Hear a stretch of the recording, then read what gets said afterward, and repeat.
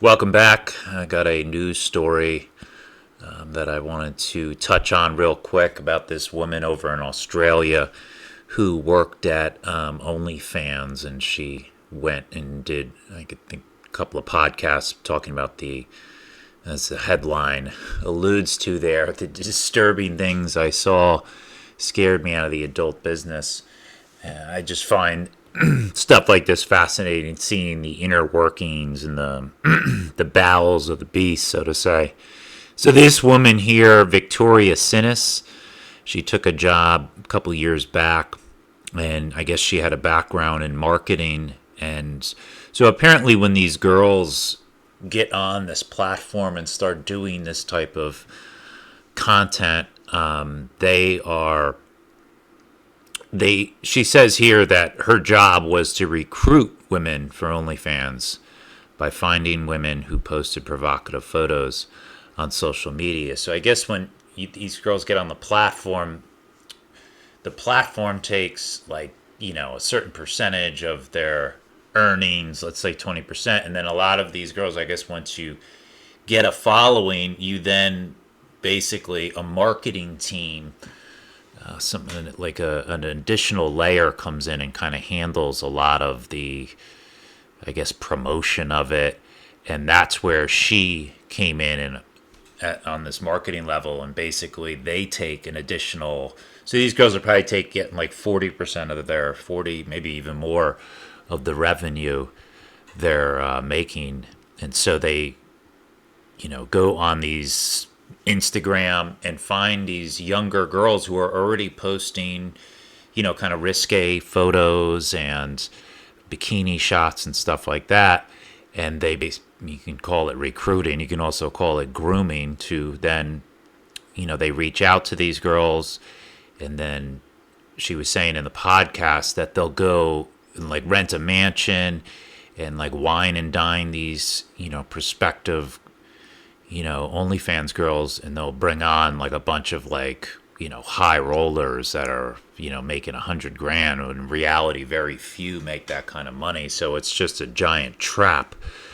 that these girls are, some 19-year-old girl out there is getting, sold this, bullshit facade, when in reality, most of these people aren't. I think she goes on in the podcast to say that the average girl on here makes $140 a month. So think about that.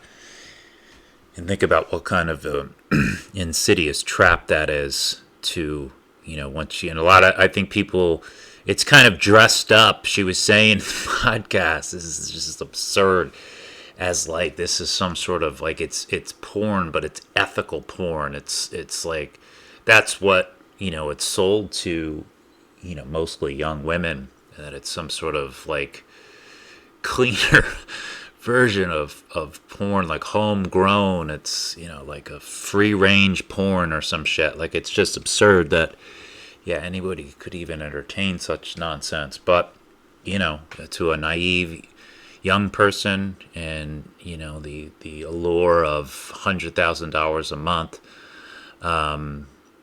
probably works pretty good. But then now you're 2 years in, and you realize that you want to get out of this, and it's not what you thought. Well, you could see how a lot of people, well, now I'm kind of stuck. This stuff's already out there. I already have this adult content. And like, once you're putting stuff up on the internet, it's out there forever. You have no control over that. None whatsoever.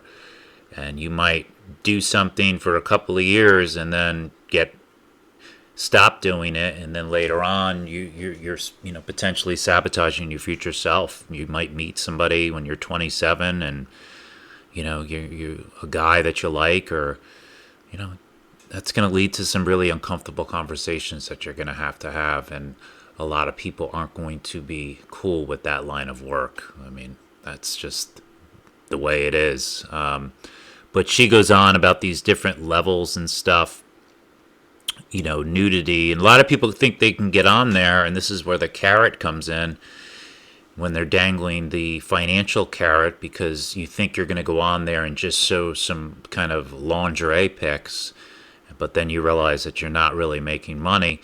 And then as she goes on to talk about these requests. So if you're a subscriber apparently and you're paying, let's just say $10 a month, and to one of these girls, you can put like specific requests in, and she goes on to say here, what made Sinis uncomfortable was a specific request. Yeah, you're operating in filth and perversion, so yeah, this usually is going to come with it.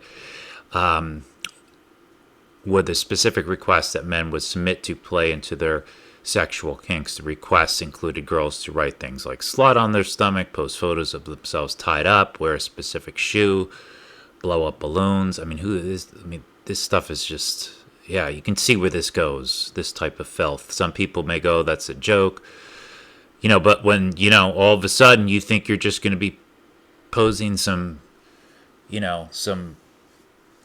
risque photos or videos or whatever. No, well, now you've got somebody with some real fetish who's dangling, I don't know, a couple of $1,000s for a specific request, and you can see how you start going down that road, it doesn't end well. Like you start coming off your moral compass, and just at first, oh, it's just one, and then two, and then you could see how none of this is going to end well. And it's just a huge, just a giant trap for, it's mostly women in this case. And she basically, over time, she goes on in the podcast, in the article here, that she wanted to just get out, and finally left and had no idea. Seemingly, she didn't have any idea what she was involved in until she started getting like a closer look behind the scenes. She also said that OnlyFans will make it difficult for you to kind of delete your profile. They make this huge process, and it could take months, and they're trying to keep you on there. And think about all of this stuff, but even OnlyFans, where this stuff's going to follow you around. And I've made a video before about how porn is just it's a weapon system on humanity. It's a digital weapon system, and this is its offshoot, cousin here that makes it even, it's just further destroying the nuclear family or any potentiality of the nuclear family. You have all these girls who, this isn't going to age well, and this is going to go bad, and you're heading down a path, and you don't know what you're dealing with, and some creepy algorithm and these creepy requests are leading you down a road that, it's an old story. There's nothing new under the sun, and it's not going to go well. And what the old saying, if you're using a product and it's free, you're the product, and that's what porn is. It's all free. Nobody really even asks who the fuck is paying for all this stuff. That should give itself away. Not only who is paying for it, but why. Anyway, thanks for listening.